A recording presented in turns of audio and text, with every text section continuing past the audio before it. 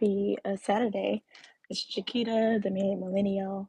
I know I haven't been on here in a long time. I've been kind of living life and trying to figure out how to manage things. I've also just been, of course, building my private practice, managing my children, and really just trying to live peacefully, trying to live simply. I feel like the times that we're in is it's been super chaotic for everybody, especially since the pandemic started. Life is really different than we expected. And then for you 30-year-olds, millennials, we are like, whoa, this is what adulting looks like for us. And so it really is kind of a shock, even though I've been a mother for what, 12 years. My oldest is 12. So, but things have really changed over time, and adding two more children has been a lot. So, it is exciting. I love the journey, but so I am here today to kind of explain what it is and how I manage my own burnout, how I manage being overwhelmed, how I'm really starting to live more peacefully, simply, and really how, I don't know. I just manage working a private practice, a household, being a wife, and I say this. I wanted to come up to talk about this topic for a while because I work with women. I work with so many people whom I'm understanding is experiencing the same thing, and then I talk to people and they're going through like, what the heck? Like, how do we maintain this? Like, how do I survive in managing so many roles as a woman, as a married person, as a parent in general, as someone who's working. And so here is what I'll say. Lately, I've been finding myself, of course, reducing my time on social media. And people always say this, but to me, it really is so pivotal for me to maintain just like the world that I'm in versus trying to maintain everybody's world and seeing what's going on with everybody else.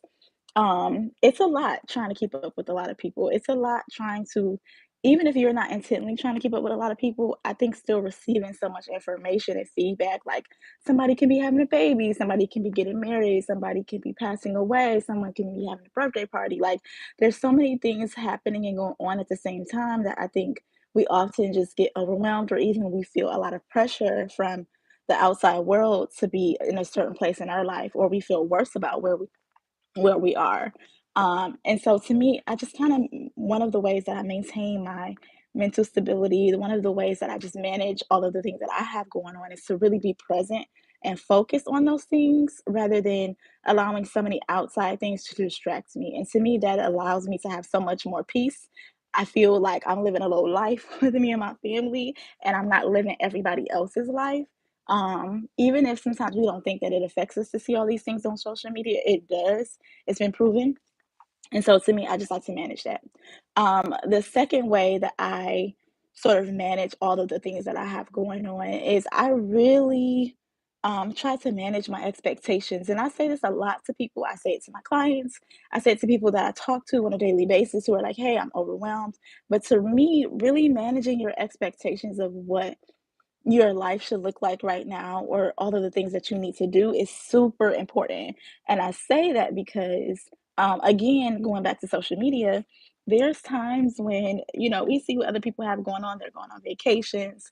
Maybe they're getting married. They're starting a family. Maybe those are things that we don't have. Maybe they love their job and are really successful in it. Maybe they dress a certain way, they look a certain way, they have a certain body type, they're really good in the gym, they're eating super healthy. Like there's so many messages out there that, gives us the feeling or inclination that we need to be a certain place in our life or that we need to have a certain sort of livelihood. And so when we don't, it really messes with our psychology. And so for me, being able to make sure that I manage what it is, the expectations that I have for myself.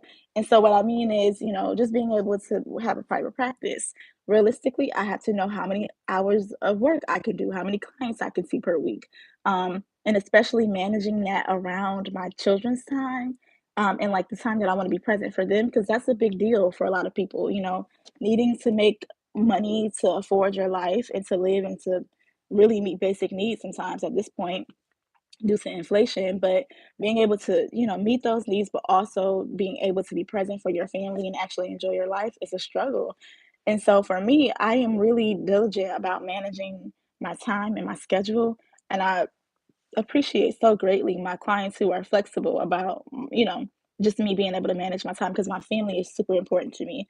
I have really worked hard to establish my values in my life, and to me, I would encourage anybody to do that. And I know I'm jumping back off topic, so I'll get back to values in a minute. But just in being able to manage um, what my work schedule looks like, what my availability really is, what sort of things I want to do with my children, and how I want to do them, and not thinking that I have to be perfect all the time because I think as parents sometimes we feel like we are very hard on ourselves, and I truly feel like if you are being hard on yourself, it probably means that you're a really good parent because you have certain expectations and you want to meet them and you want your children to be successful, healthy, and happy.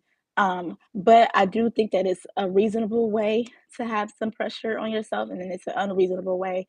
And so, to me, just making sure that I'm there for my children 5 minutes a day, sitting down, talking to them, doing something that they really enjoy, that's their thing, has been proven scientifically to what has been evidence based that is very beneficial for children. So just even that 5 minute time period of sitting down and talking with them directly, giving them your undivided attention is a lot.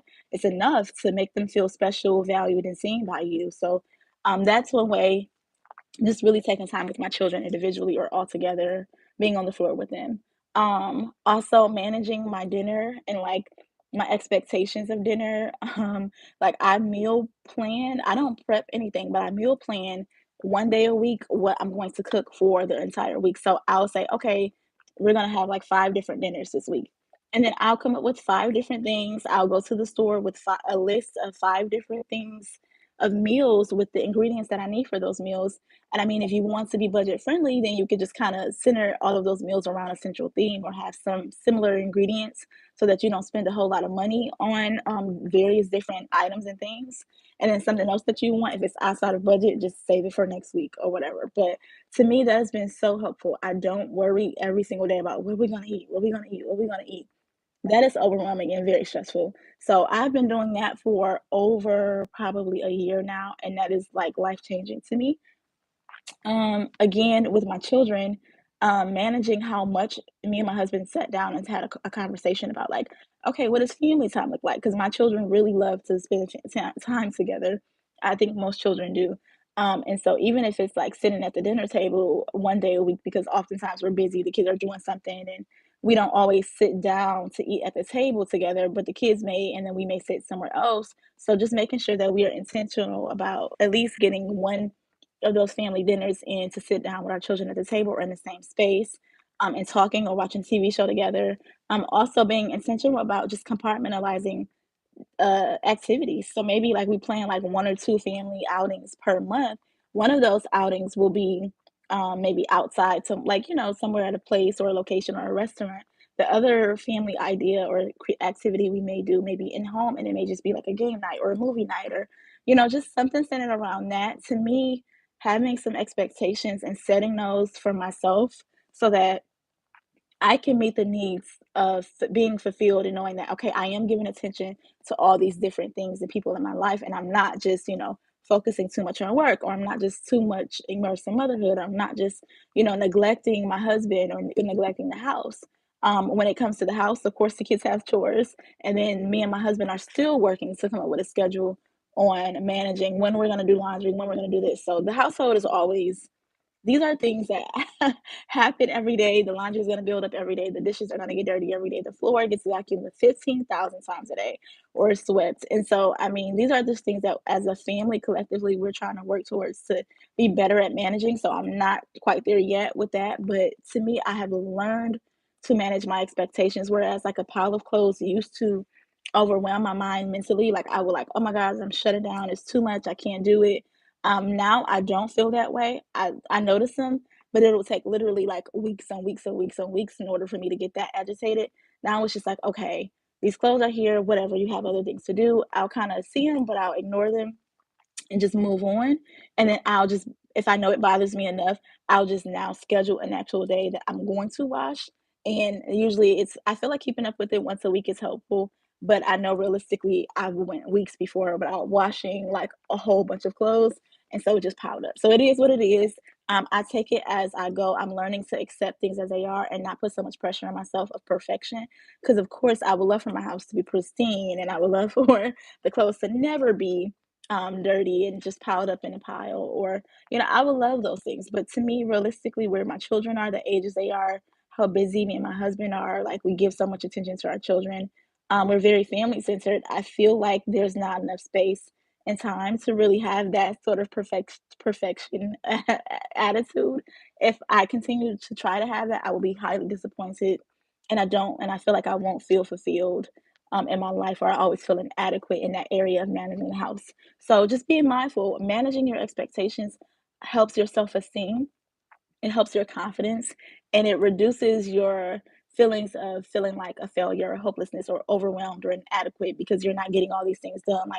Like, manage it to a point where it's manageable for you. Like, okay, at least I want to do this daily. Maybe you want to vacuum the floor or sweep it or mop it every single day. And to you, wiping down countertops could be like the baseline for, like, okay, I feel like some sort of relief. I feel like my house is semi clean, and maybe it's not going thoroughly through everything and every single day. That is a lot of expectation on you, a lot of pressure, and on your family, and it takes away the focus of just kind of living, as you feel like you're always doing something when these things are going to happen every single day. So that is another way. And then I'll say lastly, and then the same with my husband. We do schedule like maybe once a month date nights. And so I know that some people go out once a week or more than that. But for us with the three small children, and we don't have a huge support system with in terms of like watching our children. So we really do have to manage how often we go out. And usually it's just once a month. If that, sometimes we don't even make that. But we just find ways to do things inside the house, which is really nice. So we do, put the kids to bed and then we'll watch a movie, we'll have our favorite dessert, or we'll do some things like that. So to me, that's really special. And then every now and then we do get out to go do some things. So I'm always grateful for those moments. It just really is refreshing. Like now, which is why I'm making a video because the kids are not here. Thank you, Ma, for watching them. So the last point that I'll say in terms of managing the chaos and all of the work that I do, and just in general, as anyone, especially a mother or parent, someone who's working, they have children, I think it really is important that we manage all of the things that we have going on. I mean, sometimes you may have to reduce the amount of activities your children are in, not because simply because it's not the best thing for the family right now, and having that mindset and not feeling so bad like, oh, you can't do that. Kids are gonna pout regardless. So I mean, as long as you're doing something that they are interested in. I think managing and breaking that up and so, okay, maybe you could do this right now, but maybe that not this doesn't work. Maybe next year you can try to do that. Like we'll figure that out. But don't just put all that pressure on you just because kids want to do a lot of things all the time. Just try to still manage that in terms of what's in your capacity so that you don't feel overwhelmed every single day. And then lastly, I'll say values. I was talking about this briefly earlier, but just making sure that you're identifying what your values are. For me, when I say values, I mean like what are the major themes or the things that you care about the most in your life, in terms of that's going to bring you satisfaction, bring you happiness and joy and peace. Like, what is it that you care about the most? And for me, it's my family. I love my family, and then my work is right under that. Like, I love my work so much, and I love my family so much. And so, to me, being able to be a present mom, to be a good wife, a present wife, making sure I'm paying attention to my husband needs, being able to spend time with my friends and my family, like being able to have some of my social aspects, really matters to me. So I have to center my work around my main value, which is my family and my friends, and really having experiencing my life in quality in HD. Because to me, and from my theory, um, the state of the relationships and the quality of the relationships that we have really are, for me, really an indication of how well my life is going. It's not really the material things. It's not really the size of my house. Of course, I want another house, but there are things that just take precedence over everything. And for me, it's really being able to be there for my family, and ultimately my friends, because I call them my family as well. So that's more so important to me. Sometimes I don't always get to that in terms of friends and things like that, but I'm busy, work is second, and I need to make money for my family. So then getting that part under control and managing my time, managing those things, I know that these are things that I need to focus on, these are things I need to give time to. And of course, within those those values, those things, I think that it is so work is not really my value, it's just called financial stability or my career, that sort of thing. My passion, the thing that I love to do, my purpose on earth really is what my second thing is. And so to me, just managing those little steps inside of those areas really is helpful. Breaking them down, not getting yourself overwhelmed, knowing too that in your career, you don't have it's not a race. You don't have to like rush really quickly to get to a level. And I don't know about y'all, but I have shiny object syndrome. I don't know if y'all heard of that before, but it's like there's something that I see or some idea that I have and I want to go like I impulsively, I just want to do it really quickly. And the idea sounds nice, but then the work behind it requires a lot. I'm like, okay, this is too much. I'm overwhelmed. And so sometimes knowing what you want things to look like and having those goals can be really helpful. But sometimes if you focus on them too much, you get lost in not being able to follow through and do the work that you ought to. It can often make you feel like inadequate because you're like, oh, somebody else is like this in this position and they have that and they have that and I don't, or why can't I be there? Why? What is it about me? What am I doing wrong? When you're not doing anything wrong, you need to focus on what you're doing right, what's working now. And I'll say this last point. I really think it's about mindset. Everything is about mindset and of course the work that you do. And if you look at your life right now, if you look at, the things that are happening in your life, instead of focusing so negatively on what they are not, focus on what they are, appreciate them. I was watching this one YouTuber not too long ago, and she said something about like how she was looking at going to the gym. She's like, oh my God, after work, I don't want to go to the gym. I just can't do it. Why do I have to go to the gym? She kind of like dreaded it, right? Even though that was one of her goals to get in shape, but she did not want to go to the gym. So then she said she changed her perspective to, I get to go to the gym. And I just thought that was so beautiful. I can't remember her name. I ran across her channel before, but if I do, I'll list it. Um, but she said, I get to go to the gym today. And so just that mindset shift, like just those word changes allows you to say, okay, I get to wake up today. I get to wash my clothes. I get to, have clean clothes. I get to go to work. I get to take care of my family. I get to do something I love. I get to have children. Like I get to take care of them. To me, it just gives you some appreciation for the things that you have in front of you. It gives you a different perspective and a little motivation to see these things as blessings and to see them as things that are of quality and things that you really want. Not saying that they can't be overwhelming and chaotic and crazy and sometimes overburdening. Yes, they are very much so, but still finding in those things um, some appreciation for them and just saying in such an indirect way, I'm so happy that I get to do these things. I'm so lucky or I'm blessed or, whatever word that you want to use, but that you get to have these things and get to do that. It really changes your mind and your body and your psychology. So that's all I have for y'all today. I really hope this was helpful. I'm really am glad that I was able to share this with you all. If you have any questions or comments and you want me to answer something, I will. If it's anything related to relationships, couples, if you have couple issues, if there's anything related to just your personal development or how to manage something in your life, please don't hesitate to comment down below and let me know what you want to see. Or please, if you could inbox me on Instagram, I am on Instagram as the married millennial underscore. So if you could follow me on there, or if you could just message me or here or list a comment, I will be happy to do a video on it. Thank you guys so much. Of course, if you need relationship help or advice, you can always visit jakitareed.com. That's JAKITAREED.com, and it'll help you contact me so that we can kind of get you guys started and I can figure out how to help you. That is all I have. I hope you guys have a good day. Peace out.